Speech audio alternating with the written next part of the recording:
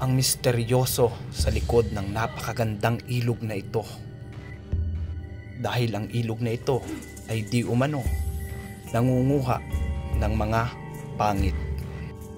Dahil ayon sa mga nakausap ko na taga rito, ang ilog daw na ito ay kumukuha ng mga pangit lamang. Kuya, totoo ba yung balibalita dito na ang ilog na ito ay nangunguha ng pangit? Oo. Totoo talaga? Totoo. Halos karamihan ng nalunod daw dito ay mga pangit. Oo, pangit, dayo. Marami na nalunod. Grabe po. Anong masasabi mo sa mga gustong maligo dito? Dapat kung maliligo, yung gwapo naman. Yung gwapo. Katulad natin. Kaya agad-agad lumipad ang aming team papunta sa nasabing ilog na iyon. Nagbiyahe kami ng humigit kumulang hindi mabilang 2 oras bago makarating. Sa sobrang ganda nito ay hindi mo mapapansin o maiisip na mayroon pala na misteryosong nakatago sa ilog na ito. At para nga aking malaman ay akin itong sinubukan. Kaya naligo ako at inalam kung totoo nga bang nangunguha ito ng mga pangit. Nanitig ako! Totoo nga ata! Kaya huwag ka mag-i-skip, manatili ka lang. Samahan niyo ako hanggang matapos at alamin natin kung totoo nga ba ang nakatagong misteryo ng ilog na ito na nangunguha raw di umano ng mga pangit.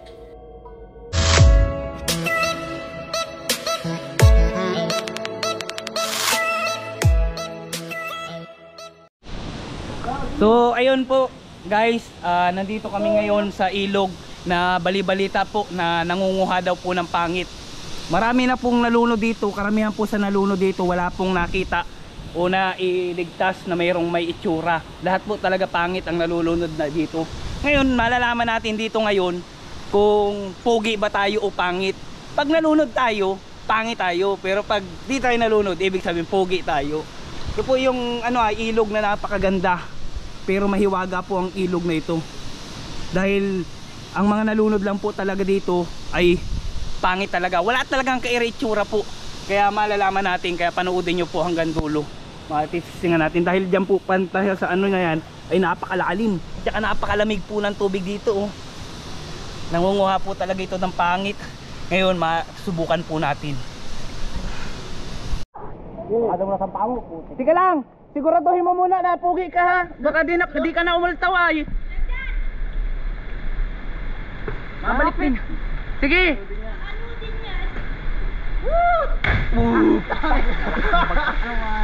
Alalain nyo at baka pangit yan. kaya po mag-iingat po kayo dito. Napakaganda po ng ilog na ito, pero mag-iingat po kayo dahil mahiwaga, nangunguha talaga ng pangit.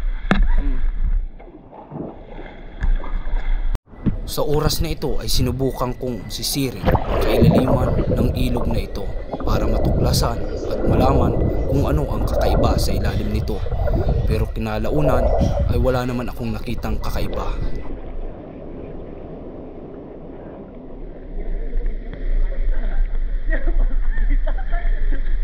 Napapasok ng tubig.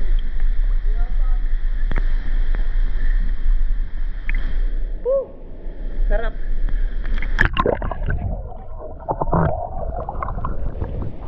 Ang sakit lang sa mata ay pag mamulot ka na lang ito.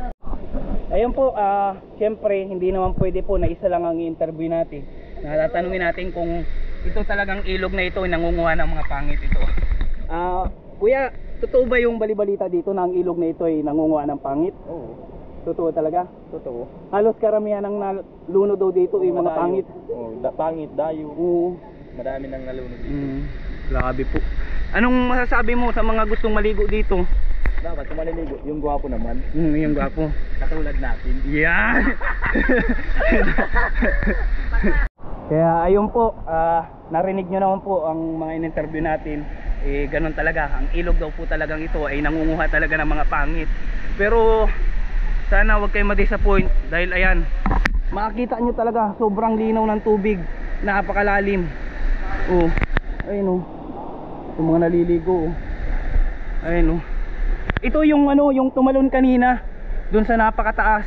Tatanungin natin siya kung hindi ba siya natatakot na maligo dito. Kuya! Di ka ba natatakot dito maligo? Kuya? Ha? Hindi ka natatakot? Hindi. Ayan po si... Anong pangalan mo, tol? Aldrin. Ayan po si Aldrin. Di po siya natatakot. Ba't di ka natatakot na maligo dito kahit na sinasabi ang ilog na ito ay nangunguha ng pangit? Di man tayo pangit. Yan, kumbinsido ka sa sarili mo ano. Oo. Nagtalon pa nga po yan dito. Oh. Kataas pala nito. Uulitin. Ulitin mo. Patalon ka ulit? Sige. Grabe oh. Siya ka nga. Taas. Grabe. Ganda pala dito pre, tingnan pag nandito ka. Oh, ganda. Kita mo talaga yung tubig oh. Ayoko. Katakot. Baba. Baby, pag tumalon ako baby, sasagutin mo na ako baby. Tatalon ako dito baby, pag tumalon ako dito, sasagutin mo na ako ha. Tara, naka-play na. Liligo po tayo, subukan natin. Ang lalim po dito.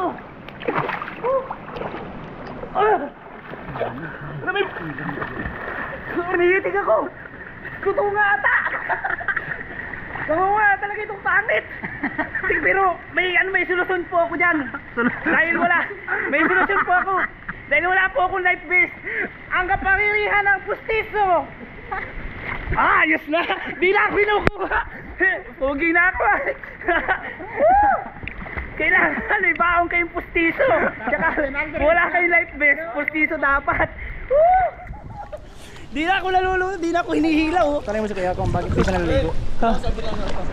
Nuli. Kuya, bakit po di ka naliligo? Natatakot ka po bang kunin itong ilog? Kuya? Natatakot ka po? Ay, di natakot. Tumalon na ako. Kuya, mag-ingat ka. Baka malunod ka, baka kunin ka nitong ilog. Kayo kuya, ba't di kayo naliligo? Takot ka.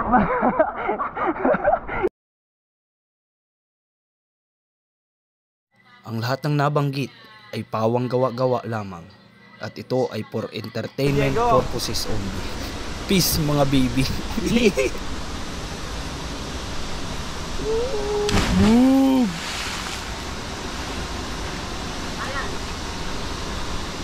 Lalit. Ikaw. Dali mo ito pagtalo mo.